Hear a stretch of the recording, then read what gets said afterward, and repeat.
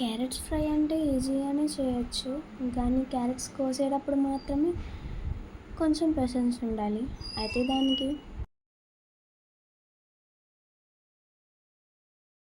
Pan తీసుకొని 4 table spoon oil వేసి అందులో తాలింపులు అలాగే వాటితో పాటు ఎండుమిర్చి, వెల్లుల్లిపాయలు వేసి బాగా మిక్స్ చేసుకోవాలి. హాఫ్ మినిట్ తర్వాత curry leaves and onions, chilli వేసుకొని బాగా వేయించుకోవాలి. తర్వాత కట్ చేసి పక్కన పెట్టుకున్న క్యారెట్స్ అందులో వేసి బాగా మిక్స్ చేయాలి. చేస్తూ ఉండాలి.